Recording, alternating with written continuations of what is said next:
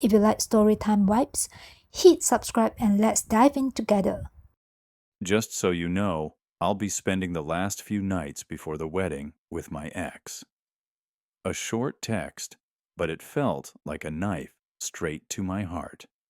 Just 3 weeks before the wedding, instead of preparing for our future, she chose to run back to her past. And that's the moment everything came crashing down.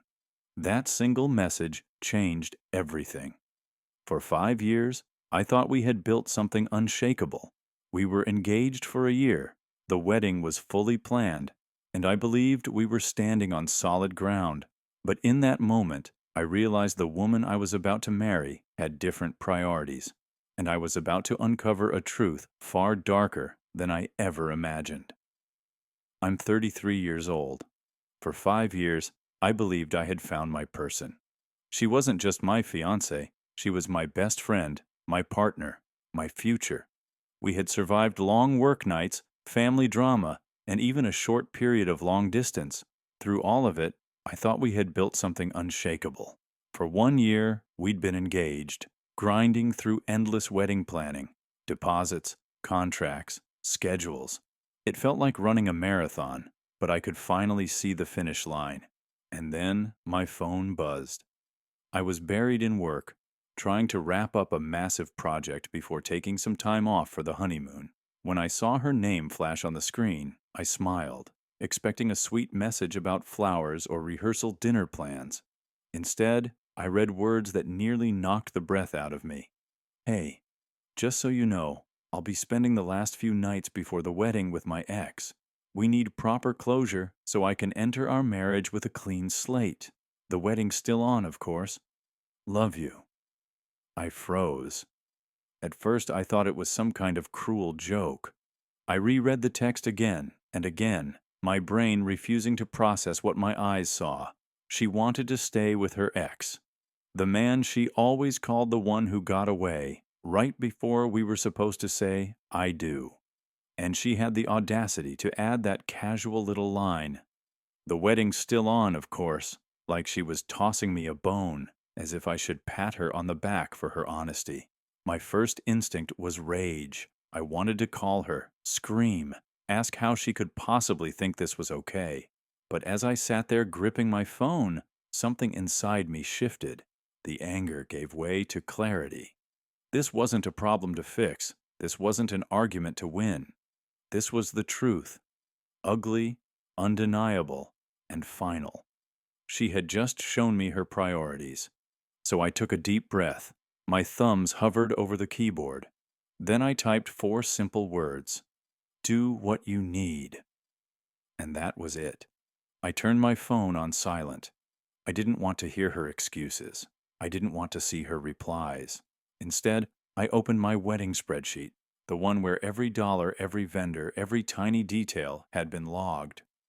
I stared at the numbers, at the tens of thousands of dollars I had poured into this, and I started making calls. The venue, first. I'm sorry, I told the manager. The wedding's off. She sighed, sympathetic but firm. Deposits were non-refundable. I told her I understood completely. Next was the caterer, then the photographer, the florist, the band. One by one, I dismantled an entire year's worth of planning. In less than an hour, it was all gone. Over $20,000 burned. But I didn't see it as money lost. I saw it as freedom purchased. For 2 days, silence. No texts, no calls answered on my end. I figured she was off getting her closure. Fine. She could have all the closure she wanted. Meanwhile, I went home and carefully packed her belongings into boxes. I didn't destroy anything. I wasn't petty.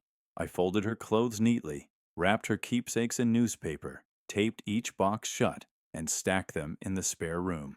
Then I had the locks changed. My house, bought long before I ever met her, was mine again. The storm hit on Saturday night. My phone exploded. Call after call, text after text, her number, her maid of honor, her sister, her mother. Call me back. What did you do? Answer the phone. I ignored them all until finally Curiosity got the better of me. I played one voicemail. Her voice, shrill and panicked, screamed through the speaker, "You humiliated me! Do you know what you've done?" I didn't, not fully. But soon, I found out. At her bachelorette party, surrounded by friends at a fancy winery, she had gotten the call from the venue confirming the cancellation. Right there, in front of everyone, her perfect little storybook crumbled, and she blamed me for the humiliation. The next morning, I opened my email to find a letter from her father's law firm. Not just some idle threat, an official demand letter. They accused me of causing severe emotional distress and misusing joint marital assets. Never mind, it was my savings. They demanded I reinstate every vendor immediately, or face a lawsuit for the full cost of the wedding, plus damages for humiliating their precious daughter. The entitlement was unbelievable. I forwarded it to my family's lawyer, who called me back within minutes, laughing so hard he could barely speak. "Sit tight," he said. "Let me do some digging." A few days later, I saw them on my Ring camera.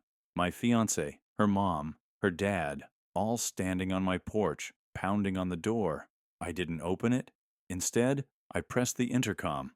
Her voice came first, shrieking, "Open the door! We need to talk about this." I kept my tone calm. "Nothing to talk about. You wanted closure. You got it. This is me closing our chapter." Her dad's booming voice cut in next.